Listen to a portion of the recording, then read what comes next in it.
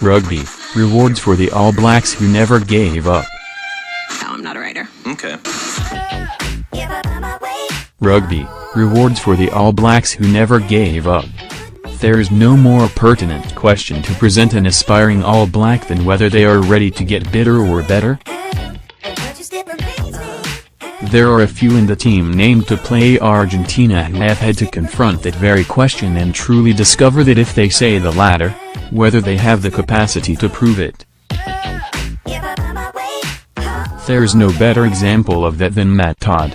He has shown a near impregnable desire to prove himself. To never take rejection personally or as anything other than a catalyst to work harder to force his way back into the All Blacks. Goodness knows he could be long gone from New Zealand by now, holed up at a big budget foreign club, raking in the cash. Has been in and out of the squad since 2011, the metaphoric third wheel first to Richie McCaw and Sam Cane and now to Kane and Ardie Savia. It's not easy to be the third wheel, to feel good about yourself, valued or wanted. But Todd has hardly noticed, or if he has said better to be the third wheel than the fourth or fifth. This is the moment for those who... And that attitude has earned him the 07 jersey in Buenos Aires, and while he'll be over the moon about that, All Blacks coach Steve Hansen is happier. The head coach freely admits that Todd is his favorite player precisely because the Crusaders man displays the sort of resolve that the All Blacks don't so much expect as demand. No one can have any sense of entitlement to an All Blacks jersey. It doesn't work like that, so hence why be bitter if the opportunity doesn't come your way and the coaches pick someone else?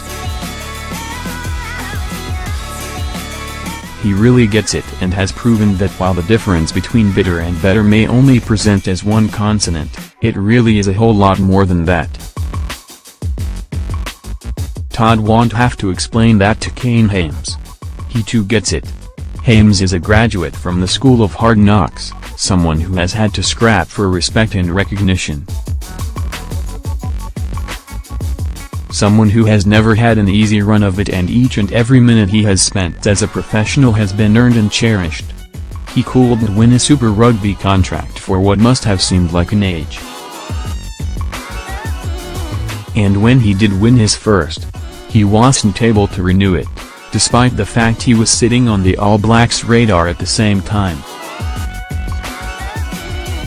Not everyone has seen what he has to offer, and that's unlikely to change in the immediate future.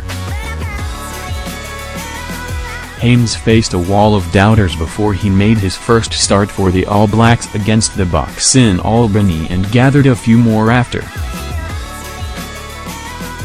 The first couple of scrums didn't go so well that night, and most people decided to blame the new bloke. It wasn't rational analysis of what is an 8-man job, but then Hames is conditioned to life not being fair, and all the adverse commentary will have done is stiffen his commitment to prove those who blamed him wrong. So like Todd, it's that desire to be better and not bitter that has earned Hames his All Blacks chance.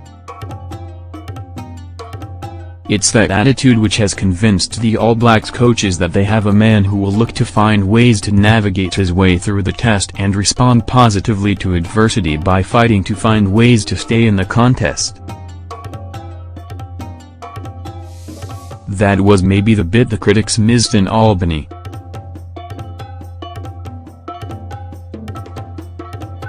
Even if Hames had been at fault in those early scrums, he found a way to steady himself mentally, adapt and correct the problem, and by the final 15 minutes of the first half, the All Blacks were dominant. Better not bitter, Todd and Hames are the poster boys of that campaign. All Blacks team to play Argentina: Damian McKenzie, Zach Nahalo, Anton Leonard-Brown, Sonny Bill Williams, Rico Ian, Buden Barrett, Aaron Smith, Kieran Reid, Matt Todd, Vaea Fifita, Scott Barrett, Luke Romano, Nepo Laulila, Dane Coles, Kane Hames. Reserves: Ofatunga Fossey, Wyatt Crockett, Cody Taylor, Patrick Tuipilotu, Artie Savia, TJ Perenaro, Ngani Lamape, David Havili.